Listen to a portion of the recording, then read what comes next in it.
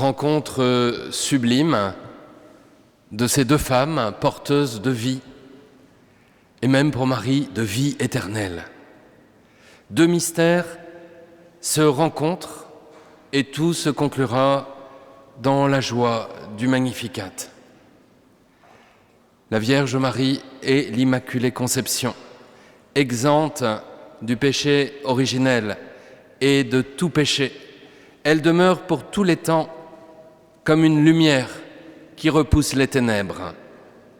Chers frères et sœurs, approchons-nous avec crainte et tremblement de ce si beau texte de l'Évangile et commençons par le contempler. D'abord, un regard sur le mouvement de cet Évangile.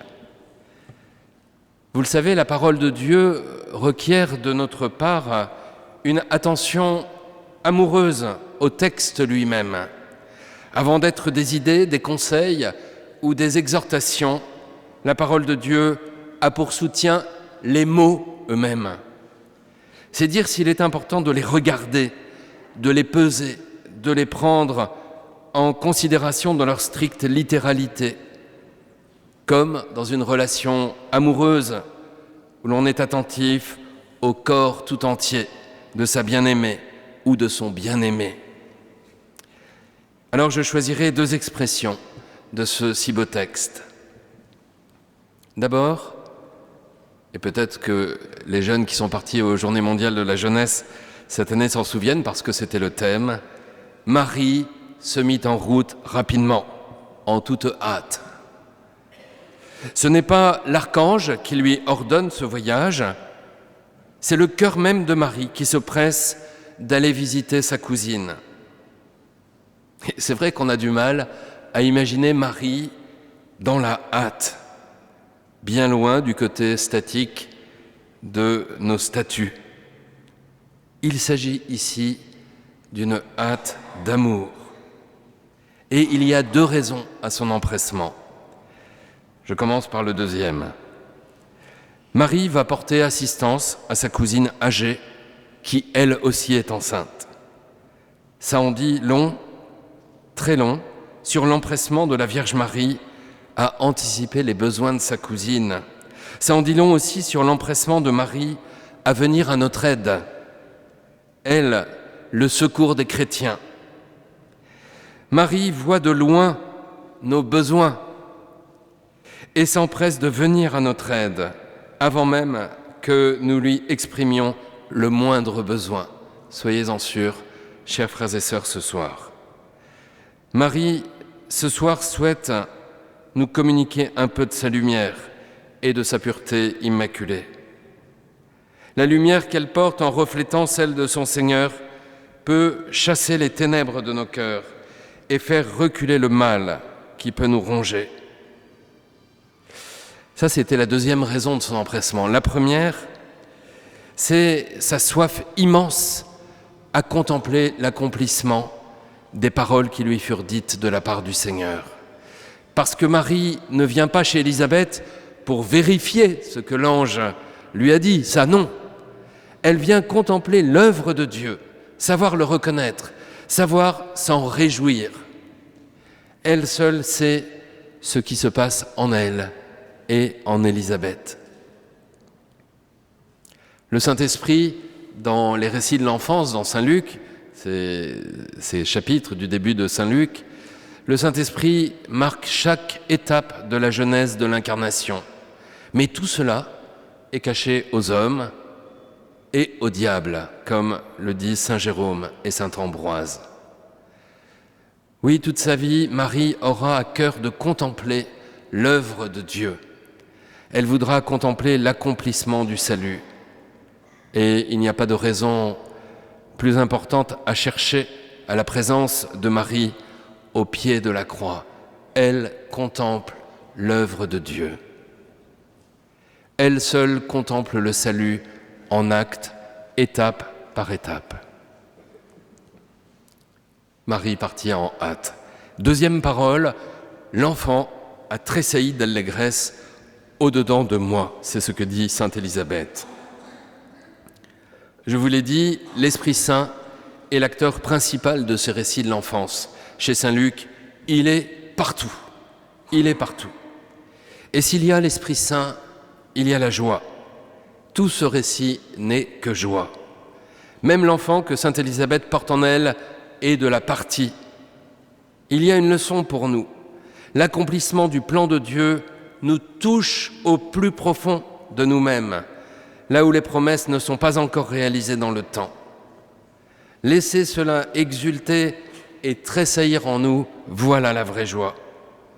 Jean-Baptiste, dans le sein de sa mère, témoin muet, s'exprime par une galipette cosmologique, comme disait mon aumônier militaire. Et nous, les promesses que nous portons en nous, tressaillent-elles? Les promesses que portent ceux qui viennent vénérer la Sainte Tunique, les font-elles tressaillir d'allégresse? Je laisse la question ouverte. Marie se révèle dans ce texte comme le tabernacle de la présence. Le texte nous le dit, c'est quand Élisabeth entendit la salutation de Marie, qu'elle fut remplie du Saint-Esprit. Et il y a un lien, je trouve, entre cette salutation et l'irruption du Saint-Esprit. Eh bien, ce soir, Marie vient aussi nous saluer. Le mot « saluer » et « embrasser » est le même. Elle vient nous saluer, elle vient nous embrasser. Et cela nous donne aussi d'être remplis du Saint-Esprit à notre tour. La présence de Dieu dont Marie est remplie nous fait penser à la présence qui habitait l'Arche d'Alliance. Lorsqu'elle monta à Jérusalem, c'est en des termes semblables à ceux d'Élisabeth que le roi David s'exclama « Comment l'Arche du Seigneur pourrait-elle entrer chez moi ?» On se souvient aussi à notre passage que lorsque le roi Salomon consacra le temple de Jérusalem, le jour de sa dédicace, le temple fut rempli de la présence de Dieu, forçant même les prêtres à se taire. C'est dire, hein. Faut vraiment la gloire de Dieu pour cela. Mais ici, ce n'est plus dans la nuée lumineuse qu'habite cette présence, mais dans le secret du cœur de Marie, dans le secret du sein de Marie. Marie garde la présence de Dieu. Elle est la nouvelle arche d'alliance. C'est une expérience toute nouvelle pour elle, évidemment. Mais c'est la même présence que tout à l'heure nous allons adorer devant le Saint-Sacrement. Marie portait en elle ce mystère et nous le portons aussi quand nous communions. Celui que rien ne peut enfermer demeure dans le sein maternel de Marie. C'est une folie. Celui que rien ne peut enfermer se trouve ici, dans le tabernacle et bientôt dans l'ostensoir de notre basilique. C'est une folie, la même folie, celle d'un Dieu qui n'a pas peur de se faire proche. L'Eucharistie, c'est bien Jésus offert en sacrifice et ressuscité, qui se rend présent, qui va remplir le monde de sa présence et qui nourrit son corps qu'est l'Église. Alors, le cri plein de Saint-Esprit d'Élisabeth devant l'enfant Jésus présent dans le sein de Marie, eh bien, à n'en pas douter, c'est un cri d'adoration. Élisabeth souligne son indignité radicale à accueillir sous son toit un tel don, une telle venue, une telle présence.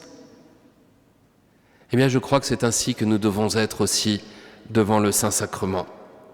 Nous sommes les joyeux et indignes adorateurs, car qui sommes-nous pour être mis en présence de la présence?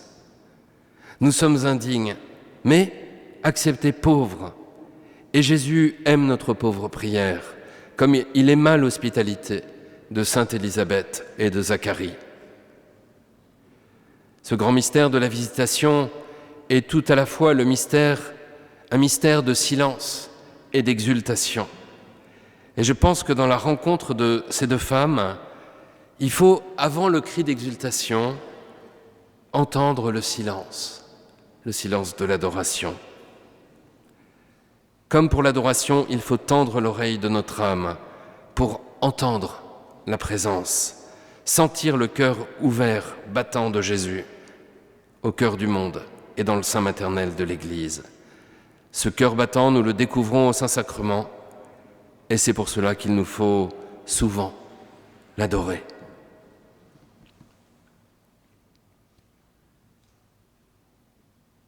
En vénérant la Sainte Tunique, nous sommes aussi plongés dans ce cœur qui battit pendant la Passion, ce cœur plein d'amour qui se laissa transpercer pour répandre le sang et l'eau.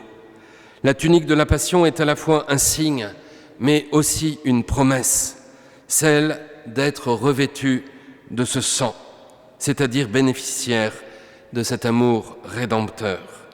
Eh bien, Marie, en son Immaculée Conception, est déjà comme revêtue de ce manteau de lumière et de salut.